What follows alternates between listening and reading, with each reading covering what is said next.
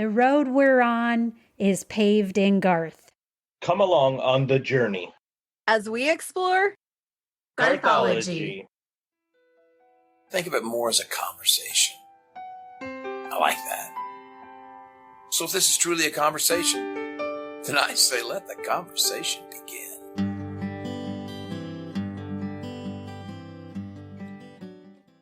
Showtime!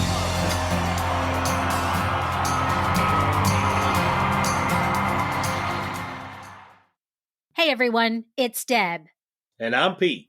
And I'm Jess. Welcome back to Garthology. We're ready to do another deep dive into Garth Brooks, his music, and the people surrounding him. In today's episode, we are going to continue our discussion of Garth's 10th studio album, Gunslinger.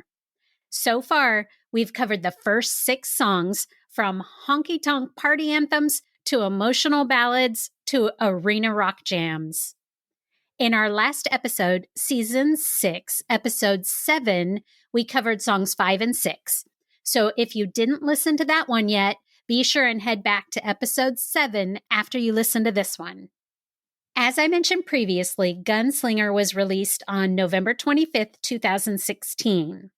Though Gunslinger didn't achieve the massive commercial success of his 90s albums, it did reinforce Garth's staying power in country music by earning him another #1 song.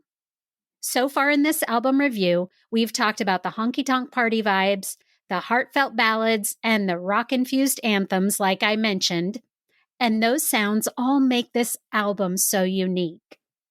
So now we're going to continue our review with track number 7, which gives us a new category for this album, and that is Country Classic. Let's dive into track 7, which is Whiskey to Wine.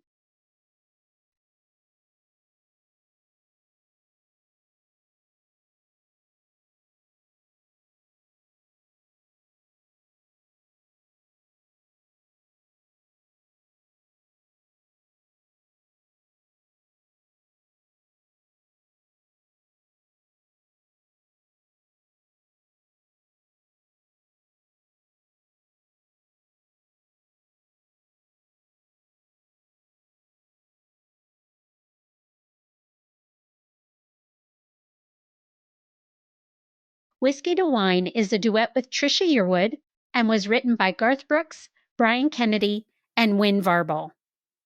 We've mentioned Brian Kennedy in past episodes, so today I'm going to focus on Win Varble. George Edwin Varble is an American country music musician and songwriter. According to his website, after many years of playing in honky-tonks and bars, Win decided to make the move to Nashville. As a songwriter, his first radio single was Fit to Be Tied Down, recorded by Sammy Kershaw. Since then, Win has had numerous hits, including 3 #1 hits. All 3 were nominated for Song of the Year by the CMA and/or the ACM. Win's 3 #1 songs are Have You Forgotten by Daryl Worley, Waitin' on a Woman by Brad Paisley, and I'm a Little More Country Than That, recorded by Easton Corbin. In addition to his #1s, Win's had songs recorded by artists such as Garth Brooks, as we know, Cody Johnson, Trace Adkins, Willie Nelson, Mark Chestnut, Kelly Pickler, Leanne Womack, and many others. In 2009, Win received the Nashville Songwriters Association's Songwriter of the Year Award, and he made his Grand Ole Opry debut in 2011. Additionally, Win has appeared on several TV shows and was featured weekly on The Joey and Rory Show for several years. Win writes nearly every day and tours extensively. And if you want to find out more about Win or see his upcoming list of performances, you can visit his website at www.wynnvarble.com. Whiskey to Wine is absolutely one of my favorite duets by Garth and Trisha. I love to hear them sing it live, which I've heard a few times at the Vegas residency with Jess and Pete, with Pete by myself. And now Pete and I are going on Sunday. Do it again. Ooh, I'm so excited. I hope they do this one then too. Yeah. The lyrics of Whiskey to Wine beautifully capture the bittersweet realization for both of our narrators that even though a past relationship was turbulent, it was also deeply passionate, something that the seemingly perfect new relationships that both of them are now in with other people just can't replace. The song uses the metaphor of whiskey versus wine to compare the past intense, fiery romance, the whiskey, to a refined but less exciting new relationship, the wine. The narrators acknowledge that their current partner is kind and stable and everything that they should want, but they just can't shake that feeling that something is missing. The most heartbreaking part to me is they both feel it. The last verse of the song, gotta head back into the party and pretend everything's okay, just shows that while they're both trying to move on and enjoy life, deep down, they both know they're settling for something that doesn't compare to what they once had with each other. This song is a slow sip of regret. Musically, Whiskey to Wine is one of two really traditional sounding country songs on this album. If this had been written in any other decade, it's a song that like Johnny Cash and June Carter or Conway Twitty and Loretta Lynn could have recorded. The music of the steel guitar is wailing right along with Garth and Trisha. And speaking of their vocals, Garth and Trisha blend so perfectly on this one. I mean, like usual, and we talk about that all the time. But what really sells this song for me is the ache in their voices. You can hear the regret and the longing and the pain of knowing that something special is gone. And that's what makes this one of my favorites on the album. Pete, how about you? What do you think of Whiskey to Wine? Yeah, Whiskey to Wine is my second favorite song off this album. It's so hard to put anything up against a duet of this caliber with Trisha and Garth. The truth is, I think in my opinion, Trisha is actually better than Garth on this song. And he's just fortunate that this song hit his album and not one of hers, because this song is outstanding. I also mentioned that we've got to see them do this song a lot in many settings. I know that Garth did it at the Win. You guys went to that show. I didn't make it to that one. We've seen them do it live at concerts, and Garth and her at Caesars, which we're going to get to go back and see again. This could be my favorite duet, not only of just Garth and Trisha, but my favorite duet of all time. Like, this one it does it for me. The story's awesome. I love how they meet up again at a party and they go talk about all the good and or the bad that is in the new relationship and how they just don't get out of the new relationship like they got out of what, they had in their relationship. And that, in some ways it's better, but some ways it's not. I love the ending lyrics where he sings where they sing, it's probably best we rejoin the rest and try to have what they call a good time. And I hope it's not showing that we're walking in knowing that they're going from whiskey to wine. Like, it's like, okay, we've said our pieces. We're here. Now we have to go back in and pretend like what just happened or, the conversation they had didn't happen. It's almost like you were saying you could hear it in their voices and the sadness and the heartache. It almost to me seems like at that point with those lyrics, it's like they're going back into the party, but they wish that they could just be leaving the party with one another instead. Like, that's kind of what I got from it. Mm-hmm. It's just an absolute perfect way to end the song with the story. But again, it leaves me believing. My question is, who thinks they ended up going from wine to whiskey later on? Toss that wine. So, Jess, what do you think? What do you think about this one? Well, y'all know I love a good Garth and Trisha duet, so of course I love this one. Those harmonies, like Deb talked about, and like, Pete, you talked about, we've seen them live do it, and they're just insane. Because, there's always nuance when they do it live. It's not Mhm. exactly the way it is on the album, and it doesn't matter. They nail it every time. However they harmonize is always beautiful. I too love that this is a very traditional sounding song.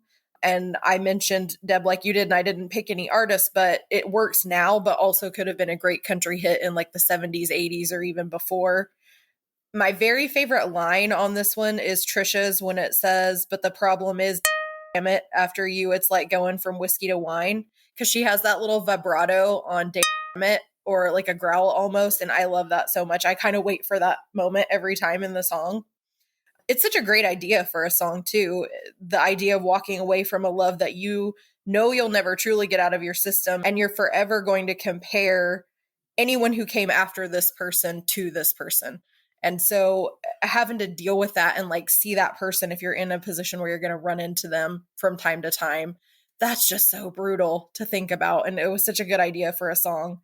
And then the literal tangible comparison of whiskey to wine. I mean, wine's great, but if you've ever been out shooting whiskey, you know, if you switch to wine suddenly at the end of that, it's going to taste like drinking bitter Kool-Aid. It's going to be just not great. Wine's great by itself, but not if you tried to do it after whiskey. And that was just such a smart thing to compare that to a relationship. Such a great description. I just adore this song. It's hands down my favorite one off of this album. And probably because it's a duet and they're always so insane together that it's hard to kind of measure anything else up against that. Like you said, Pete, it's that just kind of puts any other song at a disadvantage, I think, to start out with both of them.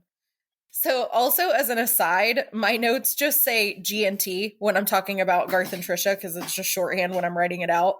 But that gives me a little giggle in relation to this song, because in bar slang, and Debbie used to do bartending years ago, but G&T is gin and tonic. Gin and tonic. So every time I see it in my notes, I was like, now I'm going to just forever have that in my head. And anytime I see that mention or hear it, I'm going to think of Garth and Trisha instead of gin and tonic.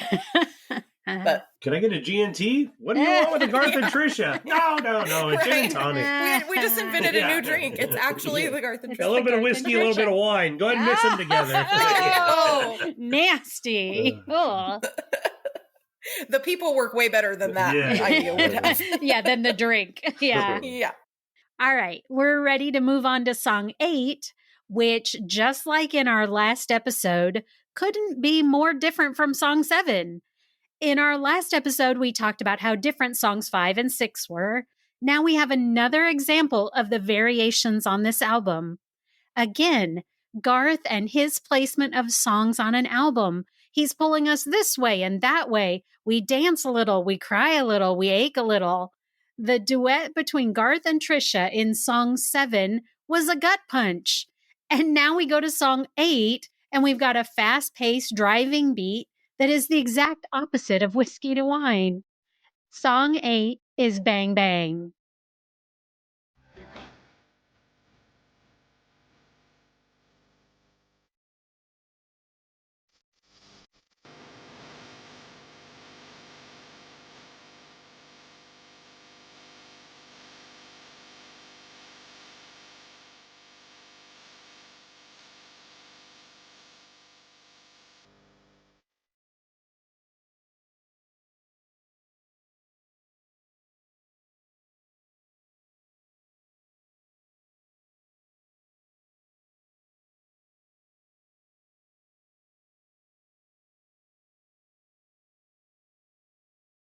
Bang Bang was written by Garth Brooks, Brian Kennedy, and David Ashmore. Bang Bang is a high-energy heist story, complete with shady characters, a well-planned crime, and a touch of unexpected humor. The song feels like it could be the plot of a classic Western meets modern action film. Our main characters, Clyde, the slick card dealer, and his female partner both work at the Desert Sands Casino, and they decide they're going to trick the armored car guy and take the cash he drops off.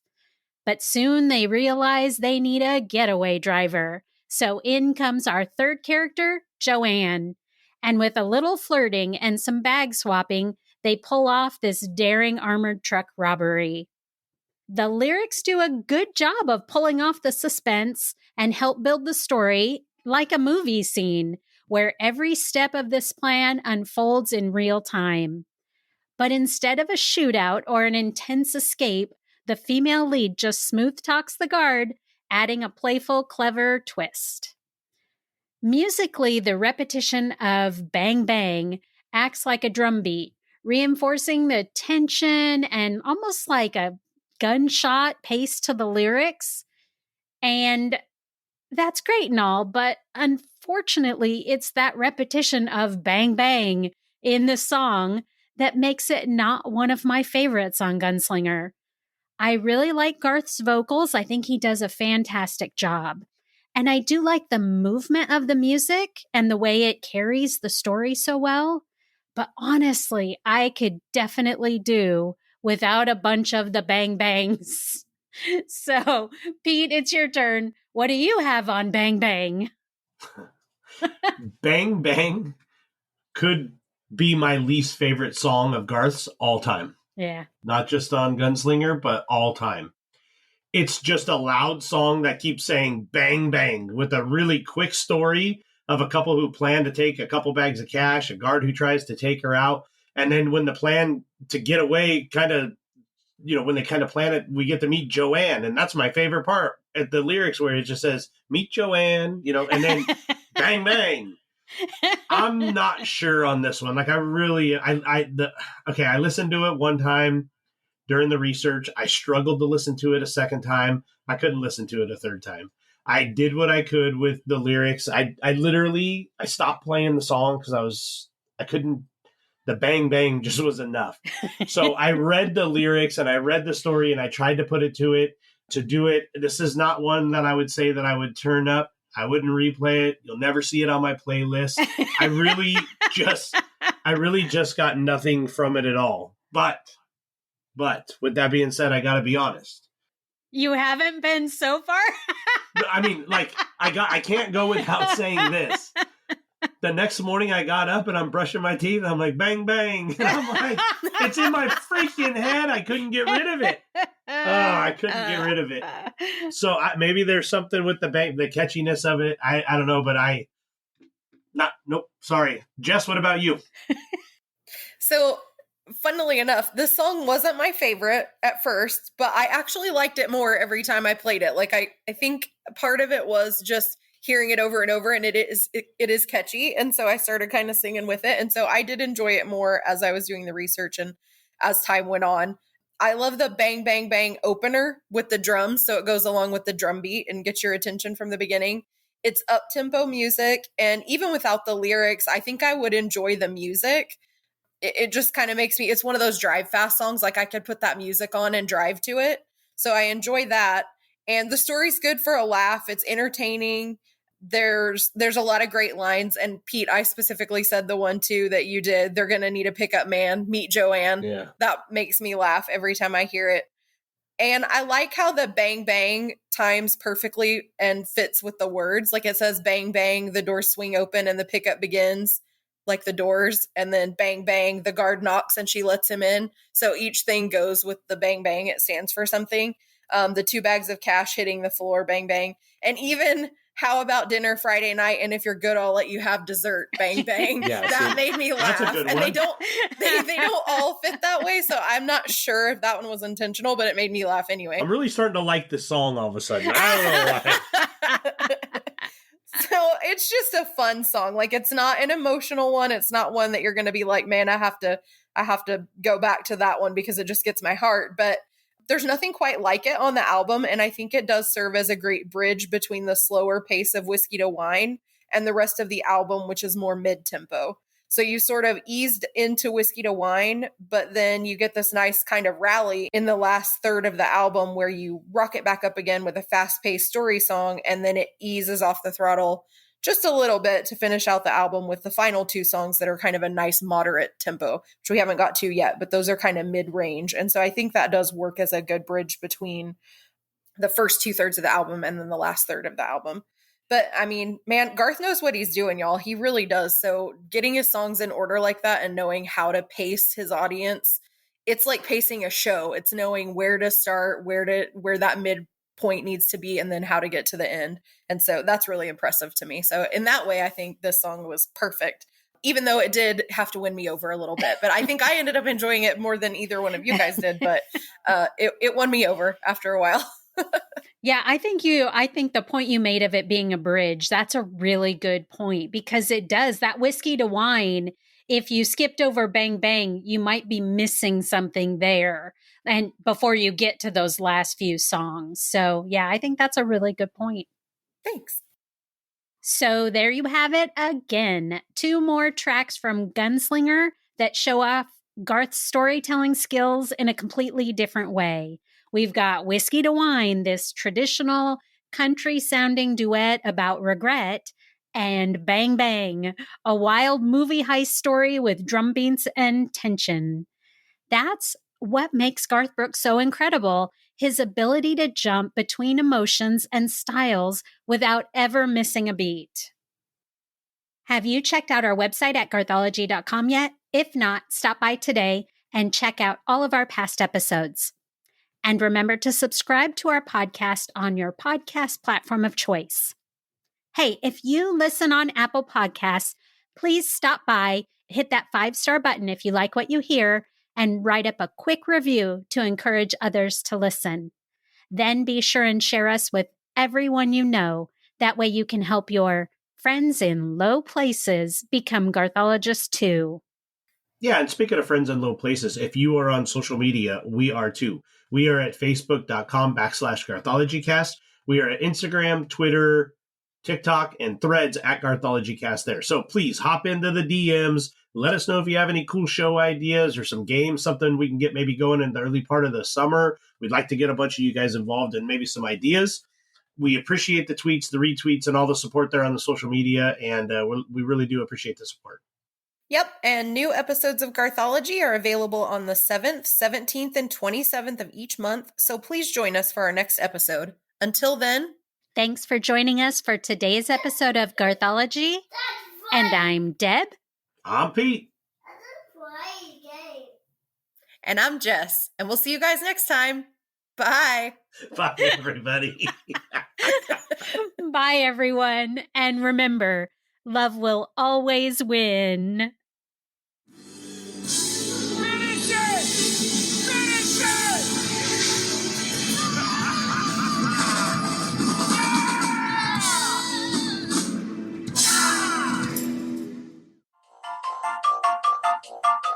Bloopers.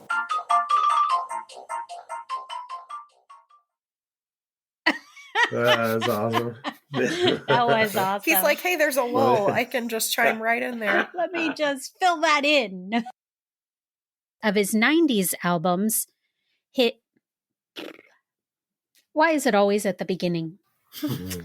Got to get your mojo. Right? Mm-hmm. Haven't worked up the thinking and the talking. Additionally, Win is a weird. Has a weird? He is a weird.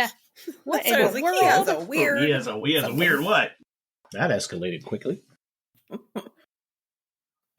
Okay, so sorry, I couldn't follow my own notes. You like that? Bang, bang. You like that?